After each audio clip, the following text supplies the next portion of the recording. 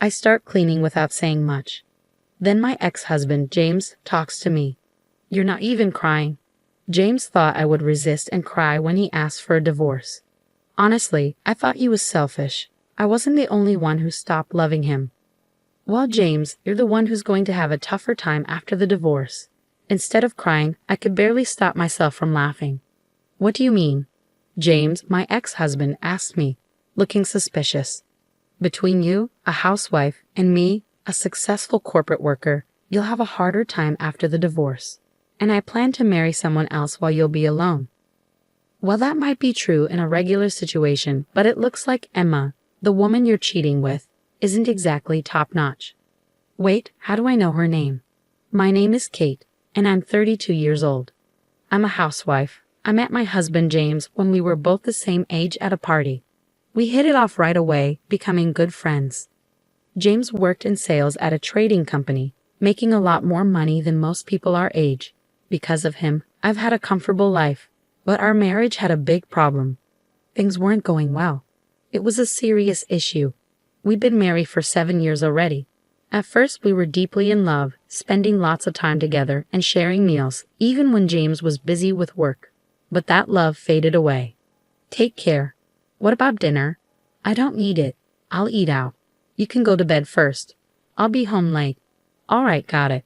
When we first got married, he used to say, eating together with you, Kate, is my greatest happiness. But now, it's normal for him to come home after midnight, finding me already asleep, and leaving for work without a proper talk in the morning. It's like being ignored by a teenager going through puberty. When these days became the norm, I noticed some changes in James. Did he always use this hair product? And now he has a whole bunch of skincare products and cologne. Before, he didn't care much about how he looked. He mostly wore suits and didn't have many casual clothes. But suddenly, he's buying expensive brand-name outfits. I wouldn't mind if he just decided to start caring more about his appearance. I always thought he should, but the reason for this change seems strange. Watching James closely, I started feeling suspicious. He began using his phone in secret, even taking it with him to the bathroom and shower. He used to leave it lying around, and I almost sat on it a few times, worrying I might damage it. Why has he suddenly changed so much? As James's behavior continued, my suspicions grew stronger.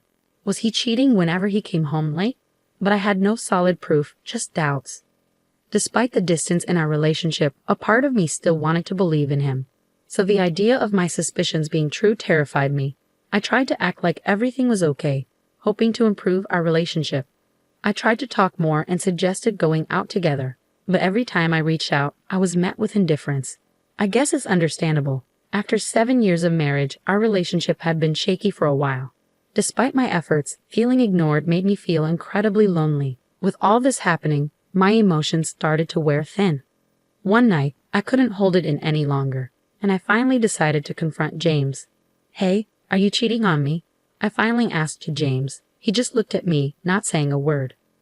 Come on, say something. Are you? He stayed silent for a moment. Then, without a word, he got up from the couch and came over to where I was sitting at the table. He lowered his head towards me. I'm sorry, Kate. I want a divorce. I was speechless, completely caught off guard by his unexpected confession. Ignoring my stunned silence, he went on. I've fallen in love with someone else. I want to start a new life with her. How could he say something so selfish without even thinking? What about our 7 years together? I had a feeling there was another woman, but I never expected him to drop this bombshell so suddenly. All my efforts to fix our relationship seemed pointless.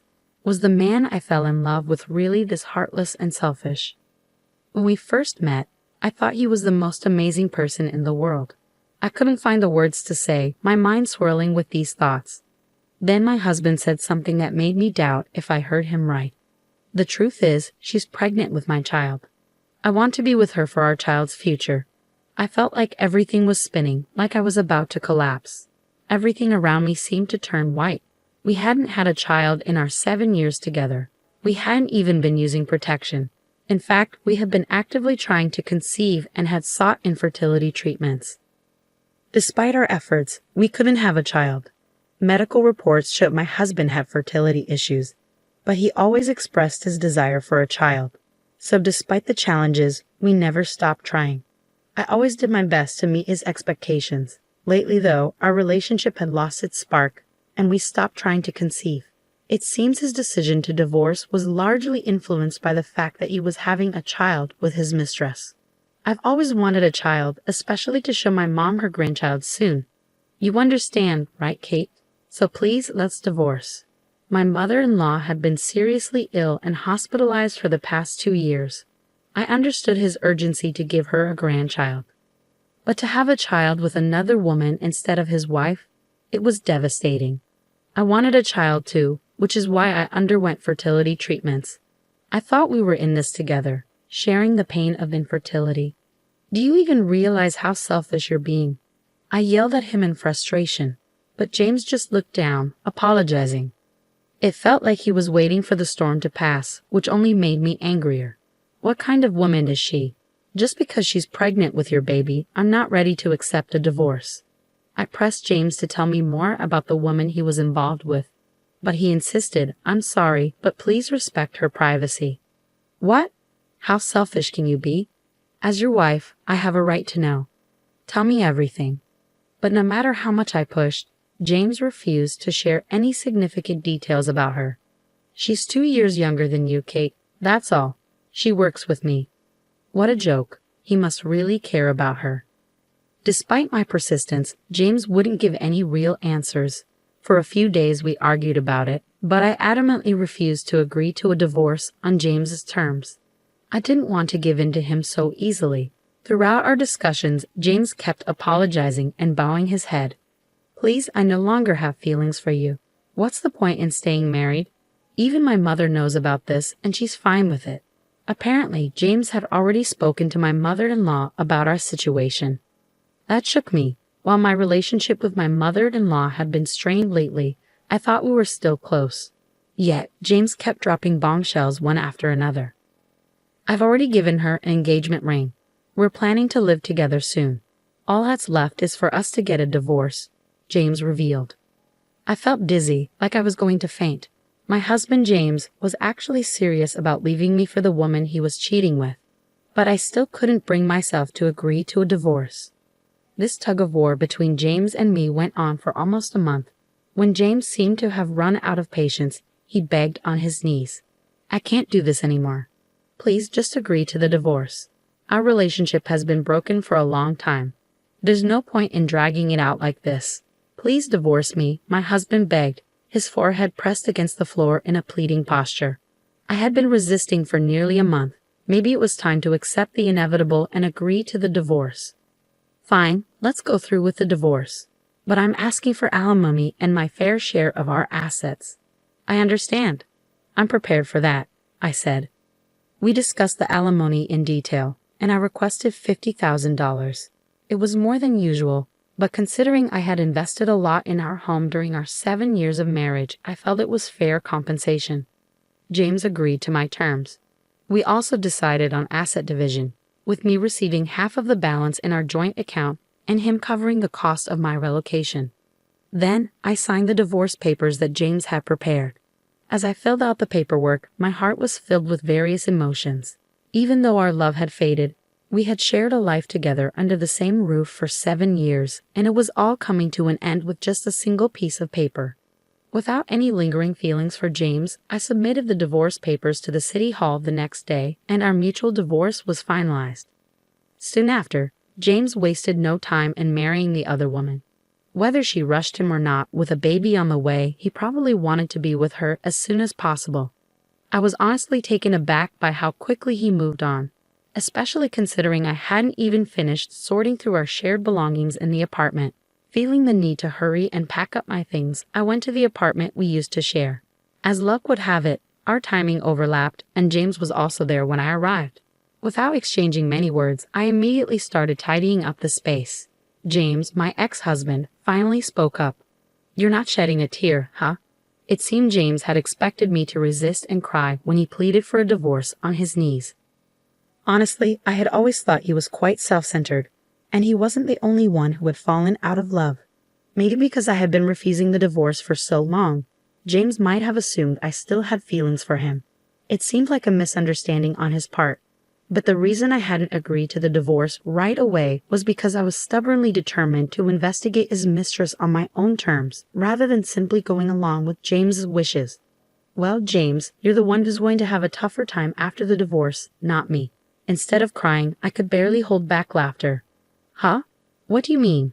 My ex-husband James looked at me suspiciously. Considering you're a corporate hotshot and I'm just a housewife, you'll have more challenges. And since I'm planning to remarry, you'll be on your own. Well, in a normal situation that might be true. But it seems like Emma, the woman you're cheating with, is quite trashy. Wait, how do you know her name? You thought I was just being stubborn and refusing our divorce. I continued, watching James's face pale. I had hired a private investigator to look into her all this time. In just a few weeks, I had gathered a lot of information about his mistress. Firstly, her name is Emma. She's 27 years old, divorced twice, and currently living at her parents' home.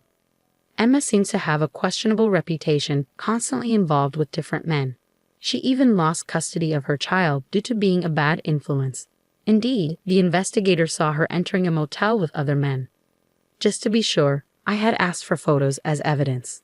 When I shared all the information and showed him the pictures, James collapsed on the spot. No way. Emma can't be like that. She only had eyes for me, and we were planning to build a happy family. James seemed deeply in love with Emma. It was frustrating. But this woman indeed seemed to have a talent for charming men. What? You're lying. This is all made up to shake me up. This photo must be fake, James protested. It was exasperating to see him so foolishly blinded by love. Believe it or not, it's up to you.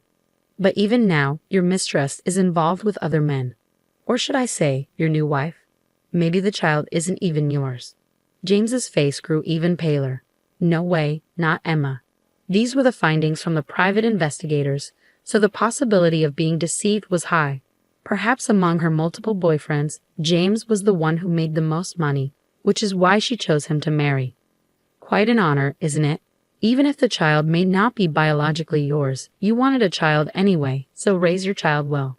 I delivered this final blow to James and left the apartment with my belongings.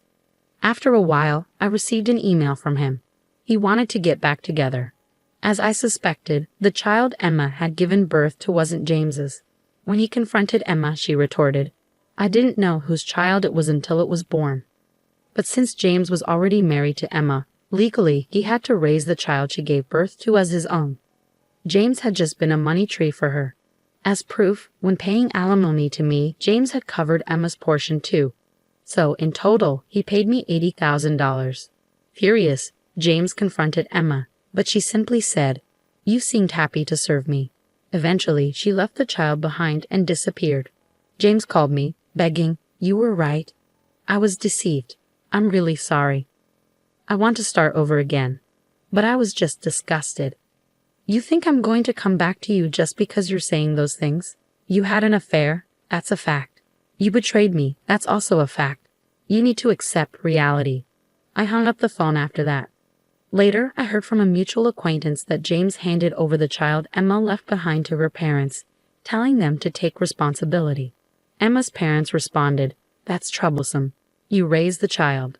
But James stubbornly refused, saying, "I have no obligation to raise a child that's not biologically mine." He submitted DNA test results to prove the child wasn't his and revoked his acknowledgement of the child. Emma's parents apparently didn't know the child wasn't James's. After they found Emma, they took her back home and are forcing her to raise the child in semi-captivity. They're keeping a close eye on her to prevent her from freely meeting other men. Meanwhile, even though my ex-husband James has cut all ties with Emma, he paid me $80,000 in alimony, including Emma's portion, which wiped out his savings. He's been demanding Emma repay the alimony he covered for her, but she doesn't seem to care and claims she can't pay back what she doesn't have. Sadly, James has become a divorced man with no savings, unable to focus on his work, and making many mistakes. Now he's been reassigned to a rural area with no chance of promotion, living a lonely life. On the other hand, I've moved back to my parents' house and am helping with their farming business. After a few years, I fell in love and married a local fisherman. We don't have children, but I'm happily spending every day with my husband, who is always kind to me.